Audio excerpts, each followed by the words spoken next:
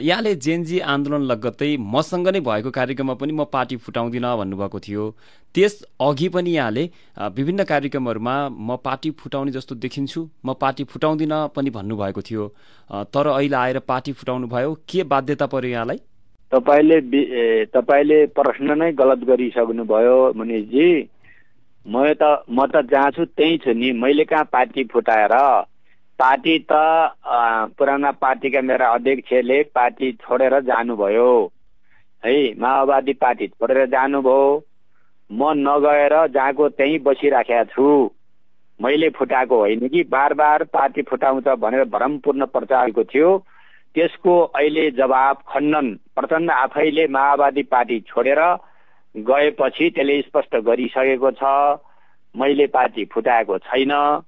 उहाँहरू पार्टी छोडेर नाम, चिन्ह, पार्टीको सिद्धान्त, विचार सबै छोडेर अगाडि मतलब अर्को पार्टीसँग मिसिन जानुभयो। अब त माओवादी भन्ने पार्टी नै रहेन नि। 1 वर्षभित्र त माओवादी भन्ने नामै प्रयोग गर्न मिल्ने रहेनछ, चुनाव चिन्ह नै प्रयोग गर्न मिल्ने रहेनछ। नरहेपछि अनि फुटाएको भन्ने हुन्छ त? माओवादी पार्टी नै नरहेपछि फुटाएको भन्ने कुरा होइन। मैले फुटाएको पनि छैन। म प्रचण्डसँग नगएको। अध्यक्षसँग नगएपछि त फुटेकै रूपमा हेर्नु पर्यो नि। होइन, त्यही त उहाँहरू जानुभयो नि त। मैले त के भनेको थिएँ, हाम्रो पार्टी बनाऊ, बलियो बनाऊ, जनताको काम गरौँ। जनताको काम गर्यो भने पार्टी बलियो हुन्छ, जनताबाट टाढा भयो भने पार्टी बलियो हुँदैन।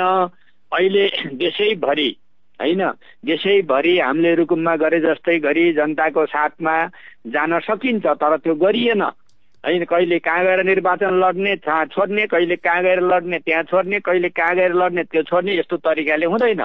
जनतालाई साथमा लिएर जानुपर्छ भनेर अब भनेको हो। अब म त्यो भन्दा पनि म अलिकति के भन्न चाहन्छु भने अलिकति मलाई भन्न दिनुहोस्।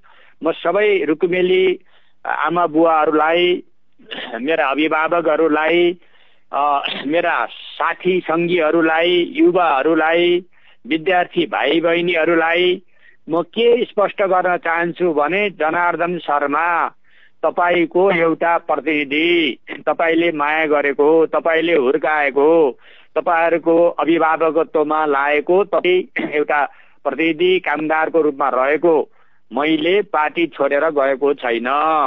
पार्टी छोडेर त ती मान्छेहरू गए जसले कि पार्टीको नीति, सिद्धान्त, विचार हैन र चिन्ह समेत छोडेर अन्त गएका छन्।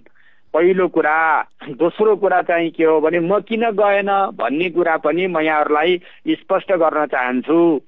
म किन गएन भने जो पार्टी थियो अहिले जो प्रचण्डको नेतृत्वमा भएको हिजोको माओवादी पार्टी प्रचण्डले छोडेर गइसकेपछि त्यहाँ नेता भ्रष्टाचार मुद्दा लाएको है, ठूलो काण्डको भ्रष्टाचार मुद्दा लाएको नेताहरूको जमघट बनाएर तिनलाई हाम्रा नेता बनाएर अब जुन एकता गरियो त्यो कुरा अहिलेको आन्दोलन, जेनजी आन्दोलन भनेको भ्रष्टाचार विरुद्धको आन्दोलन थियो। जेनजी आन्दोलन भनेको बुढा पुराना नेताहरूले छोड्नुपर्छ, नयाँ पुस्तालाई दिनुपर्छ, यिनीहरूले आलो पालो गरेर सत्तामा बसेर देश बनाएनन्, देश बर्बाद भयो भनेर जेनजी विद्रोह भएर ठूलो एउटा विद्रोह भयो।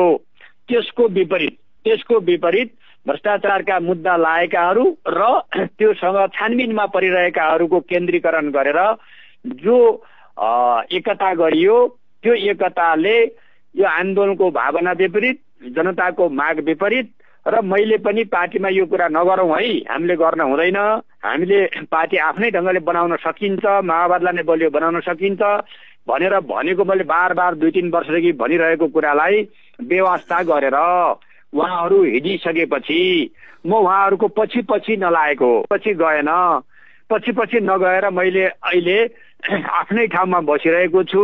हिजो मात्रै म यहाँहरूलाई भन्न चाहन्छु, हिजो मात्रै हाम्रो तर्फबाट शहीद परिवारहरू, शहीदका सन्ततिहरूले गएर निर्वाचन आयोगमा हाम्रो पार्टी हामीलाई चाहिन्छ, हाम्रो नाम चाहिन्छ, हाम्रो चिन्ह चाहिन्छ र हामीलाई चाहियो भनेर हिजो मात्रै माग गरिएको छ, निवेदन दिइएको छ। त्यसो भएर है मैले पार्टी छोडेको छैन। अब बहुमतको कारणले हामीलाई नदिन सक्लान्, तर हामीले प्रयास गरिरहेका छौँ।